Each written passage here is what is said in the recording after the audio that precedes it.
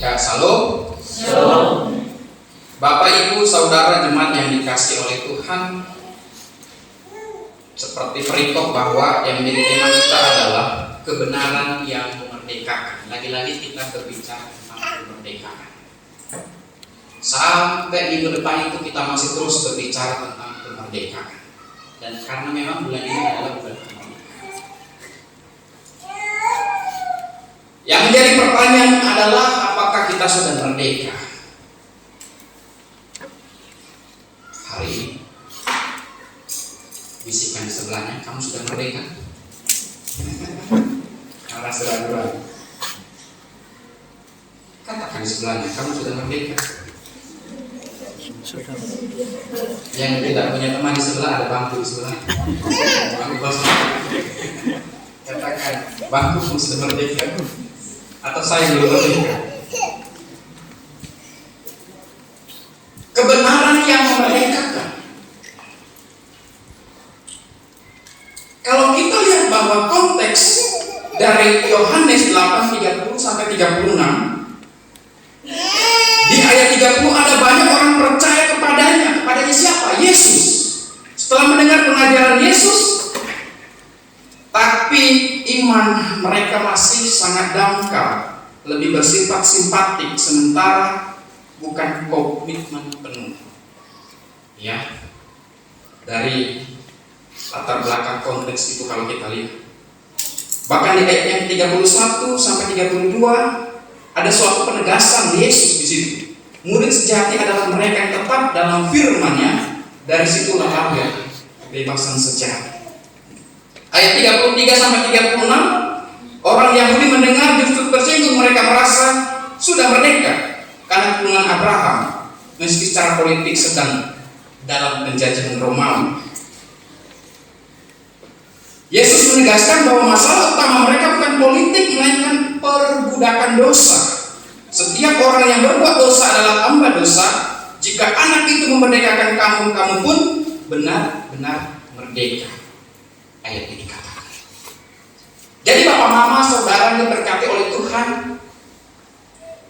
ini adalah suatu pernyataan, ya. Ketika konteks sebelumnya kalau kita lihat bahwa Yesus sendiri ingin menyatakan bahwa dia adalah Mesias, ya. Dia adalah guru, bahkan dia adalah Tuhan. Tapi pemuka-pemuka agama tidak nyaman dan mereka tidak senang kalau Yesus mengaku bahwa dia adalah Tuhan. Karena popularitas dan kehormatan para pemuka-pemuka agama semakin berkurang kalau mereka tersaingi dalam sebuah status dan jabatan pemimpin orang-orang Yahudi pada waktu itu. Dan bahkan orang-orang Yahudi sendiri pun yang sudah percaya pada Kristus, ya, mereka tidak sepenuh hati. Mengapa demikian? Ya. Karena mereka belum sungguh-sungguh, ya, hidup dalam sebuah iluminasi yang jelas ketika mereka berkata bahwa mereka percaya. Mereka hanya kagum kepada Yesus saja. Mereka hanya sekedar, ya, status orang percaya. Mereka hanya percaya pada mujizat.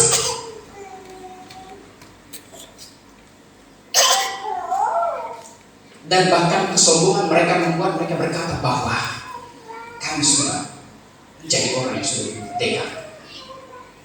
Apa yang jadi alasan sehingga argumen mereka kuat mengatakan demikian? Karena mereka berkata adalah mereka keturunan Abraham. Dan ironis bahwa mereka sudah paham tentang aturan-aturan hukum, bahkan Taurat itu sendiri, sehingga mereka berkata bahwa mereka sesungguhnya sudah merdeka. Bapak Ibu jemaat yang dikasihi oleh Tuhan, dari hal ini justru pertama kita harus belajar bahwa Yesus menawarkan kemerdekaan yang sejati, bukan kemerdekaan semu. Sesungguhnya Yesus mau berkatakan ketika kamu masih berbuat dosa, sesungguhnya kamu belum merdeka.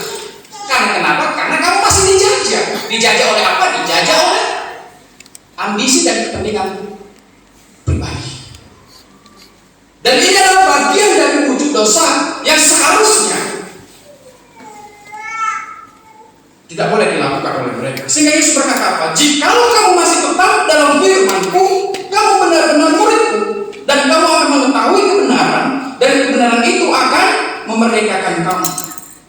Bapak mama jemaat yang dikasih oleh Tuhan, banyak orang berpikir mereka artinya bebas melakukan segala sesuatu, dan itu adalah sebuah lisensi untuk berbuat dosa. Ketika sudah dikatakan bahwa saya sudah merdeka, kita sudah merdeka, maka kita bebas melakukan apa saja. Tapi itu bukan kebebasan sejati, melainkan itu adalah kebebasan yang justru akan menjerumuskan. Oleh sebab itu kemerdekaan sejati justru ada ketika kita hidup dalam kebenaran. Yesus katakan, firman Tuhanlah yang menuntun, menjaga, memang membebaskan kita dari segala tipu daya dunia. Oleh sebab itu kemerdekaan itu yang memerdekakannya adalah kebenaran.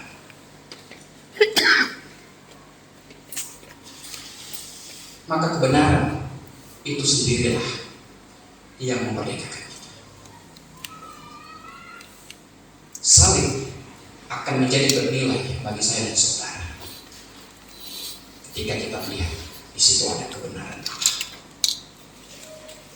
Dan kebenaran itu diwujudkan dalam sebuah kematian. Kematian itu menghidupkan sehingga Allah berkata, Akulah kebenaran itu.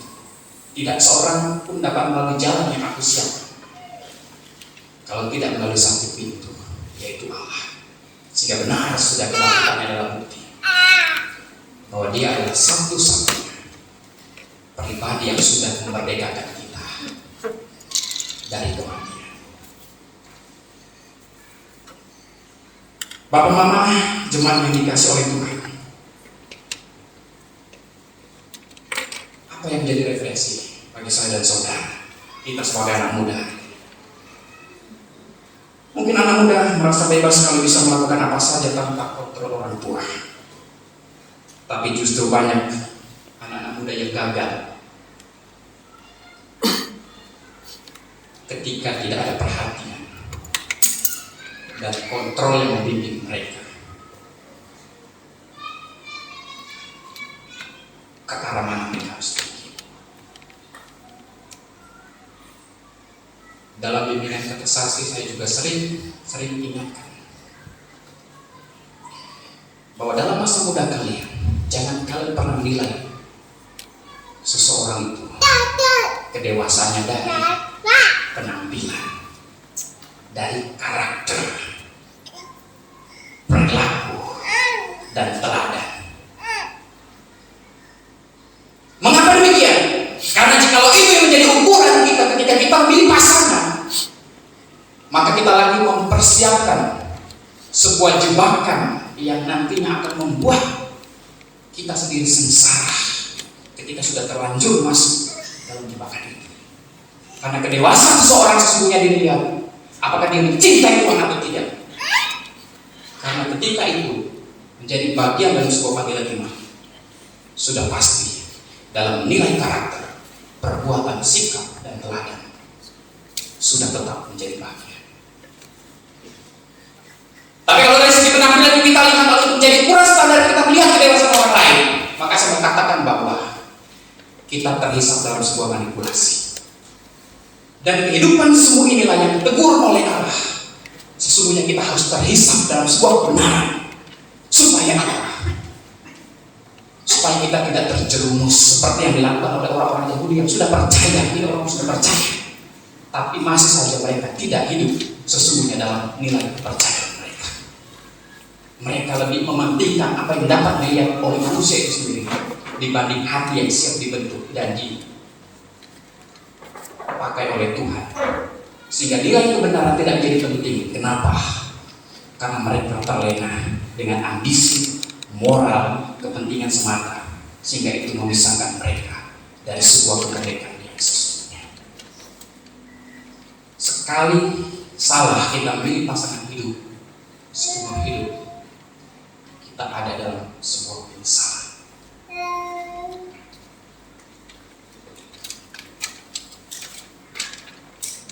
Bagaimana kita dengan orang dewasa? Apakah orang dewasa merasa bebas kalau punya banyak uang dan bebas berbuat sesuka hati?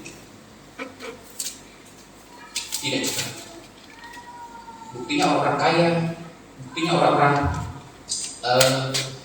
yang mapan gitu ya, yang sudah finansialnya ya bisa dikatakan sudah tercukupkan, tapi toh masih banyak juga yang gelisah, selalu hidup dalam sebuah kekurangan, kepuasan, dan bahkan kita pernah dengar Immanuel, siapa itu yang menjadi wakil menteri itu yang sekarang di viral itu? Orang Kristen itu. Immanuel apa? Wakil menteri sekarang gitu. Itu murni bahasa Alkitab sekali. Harusnya status jabatan adalah jembatan mereka untuk merealisasikan sebuah kasih yang nampak bagi orang-orang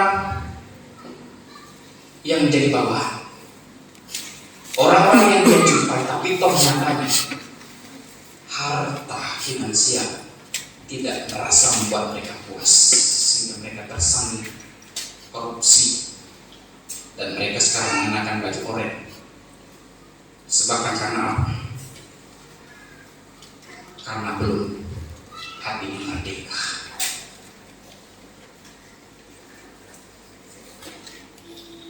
Bapak mama jemaat yang dikasih oleh Tuhan, kebebasan sejati ada ketika kita hidup menurut firman, bukan menurut hawa nafsu. Jadi kebenaran itu kita temukan, kemerdekaan itu kita temukan dalam kebenaran, kehidupan spiritualitas yang tetap kita hidupi dalam doa dan firman. Itulah kemerdekaan kita. Nah, oleh sebab itu, yang kedua kita juga belajar bahwa masalah terbesar manusia adalah dosa yang memperbudak. Orang Yahudi berkata, kami keturunan Abraham tidak pernah jadi hamba siapapun. Mereka berpikir mereka sudah merdeka.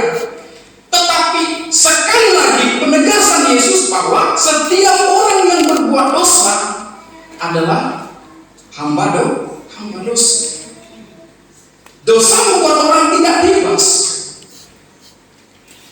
Bisa jadi di luar kita kelihatan merdeka, tapi dalam hati masih terjebak oleh ambisi, kemarahan, iri hati, kekecewaan, atau bahkan kebiasaan buruk yang melekat, yang sulit untuk kita lepaskan. Maka jika salah satu bagian ini adalah bagian kita sampai hari ini, sesungguhnya kita masih terjajah. Terjajah oleh apa? Terjajah oleh dosa.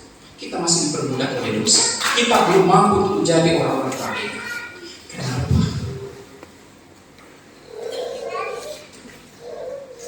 Karena ada dosa yang mengikat kita. Yang mengikat kita apa? Minuman keras. Yang mengikat apa? Yang mengikat kita apa? Narkoba. Yang mengikat kita apa? Judi online. Terikat oleh kebencian, sulit mengampuni, diperbudak oleh gengsi, mengejar pujian orang lain. Semua itu adalah tanda dari perhambaan dosa. Nah, jika kita masih ada di dalamnya, Yesus katakan sesungguhnya kita belum memerdekakan kebenaran. Oleh sebab itu menjadi ukuran kemerdekaan kita adalah apakah kita sudah sanggup untuk hidup menghidupi kebenaran Allah itu,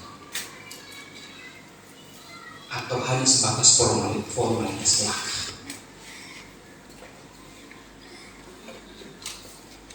Ini yang menjadi menjadi ketertanggalan kita dalam hidup spiritualitas, dalam hubungan yang intim dengan Allah. Bapak Mama jemaat yang dikasih oleh Tuhan, kita tidak bisa terlepas dari kebenaran Tuhan. Karena ini adalah menjadi panggilan iman saya, saudara. Kalau kita sedikit saja bermain dengan dosa, maka dosa yang sedikit itu akan membuat kita mencintai dosa yang kecil menjadi bertambah, bertambah dan bertambah.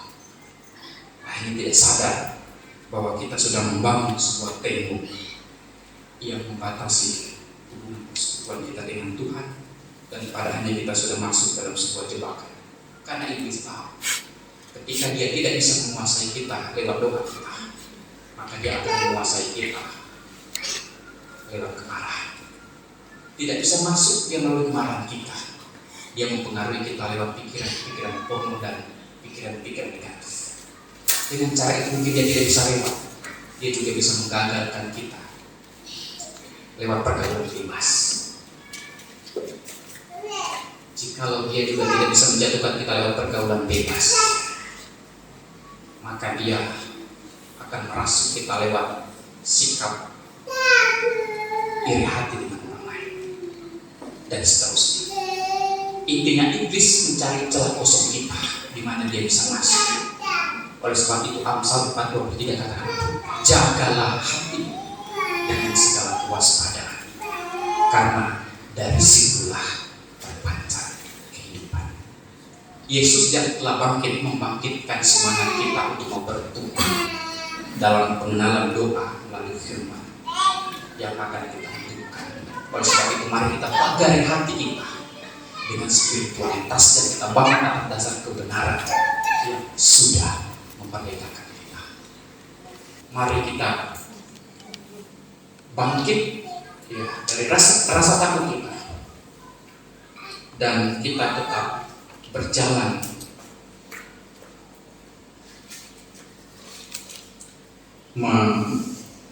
menghidupkan kembali rasa percaya kita terhadap Allah, dan izinkan Dia selalu mengintervensi dalam perjalanan iman kita supaya kita tetap kuat, kita tetap teguh, dan hidup kita senantiasa dipakai dan disertai oleh Tuhan. Biarlah firman ini meneguhkan dan memberkati kita sekalian. Tuhan Yesus memberkati.